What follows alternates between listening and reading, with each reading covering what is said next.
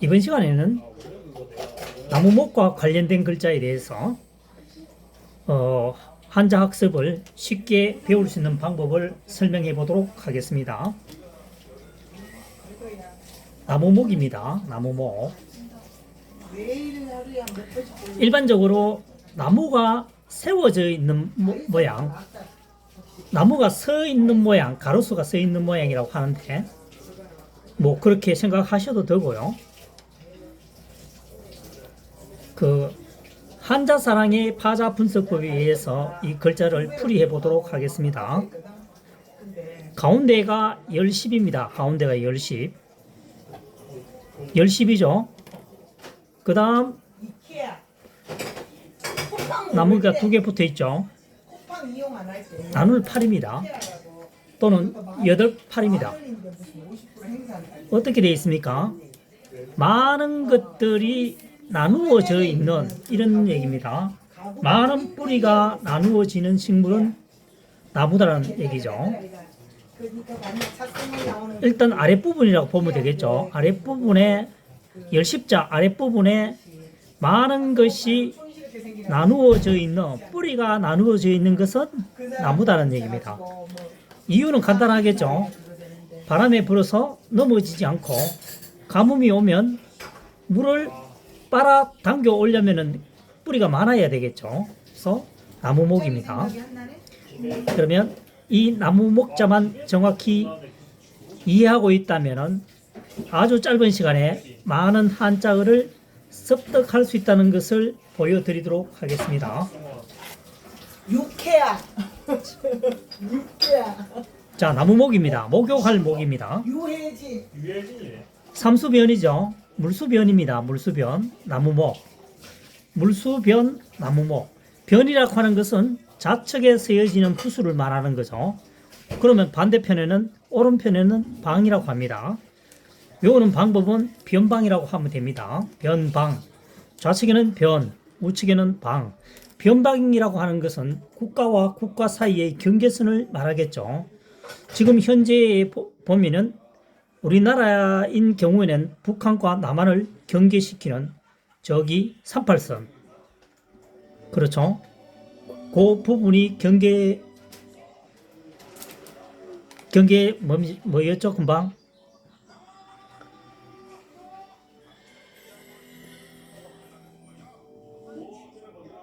변방이라 했죠. 나라와 나라의 경계선이 국가와 국가 사이의 경계선을 변방이라고 합니다. 좌측에는 변, 우측에는 방. 변방이라고 배우면 되겠습니다. 원론을 돌아가서 물수변의 나무목입니다. 물 주변에 물을 여러 군데에 계속 주면은, 계속 주는 모습을 바라보고 있으면, 사람에 비교하면, 사람에 견주어 보면 마치 목욕하는 것과 같다 해서 목욕할 목입니다. 나무 주변에 물을 끊임없이 주게 되면은, 그렇죠. 사람으로 봐서는 목욕하는 것과 유사하죠. 그래서 이 글자는 목욕할 목이 됩니다. 그 다음 막을 두자입니다. 막을 두자도 목욕할 목자와 마찬가지로 몇 급에 2급에 해당되는 한자어입니다. 나무목 플러스 흑토입니다. 흑토. 그림을 간단하게 그려봤습니다. 이게 뭐냐면 논둑입니다. 논. 밭과 논 할 때요. 논밭. 둑입니다. 그러면은 요 위쪽 부분에는 당연히 논농사를 지으려면은 물을 공급하겠죠. 물이 지금 가득 차 있습니다. 이 압에 의해서 흙으로 만들어진 둑이 무너지려고 하겠죠. 그러니까 요거는 흙입니다. 그죠? 논둑은. 여기에다가 나무 말뚝을 박습니다. 여러 군데. 이것이 하나의 뭐죠? 흙을 막아주는 거죠. 막아주는 겁니다. 흙에다가 나무를 박는 것은 뭡니까? 무너지는 것을 막기 위한 수단이죠. 그래서 막을 두가 되겠습니다. 여기서 막다는 것은 가로막다, 뭐 방해하다는 뜻도 되겠죠.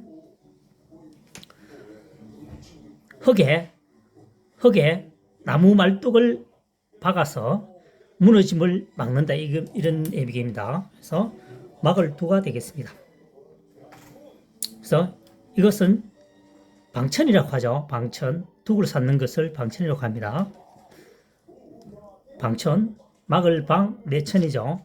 내라고 하는 것은 물을 의미하죠. 물을 막는다 이런 뜻입니다. 그 다음 편지찰입니다. 편지찰. 2급 한자어에 해당되네요. 이것도 마찬가지로 글자를 분해해 보면 나무목이죠. 그 다음 새얼입니다. 새얼. 새얼이 뭐죠?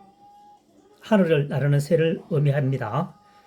숨기다는 뜻도 됩니다. 숨기다 할 때는 숨길언이 되겠습니다. 숨길언.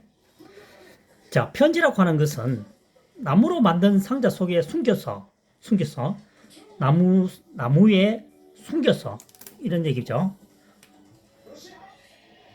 나무 상자에 숨겨서 편지를 이동한다는 얘기입니다. 언제에?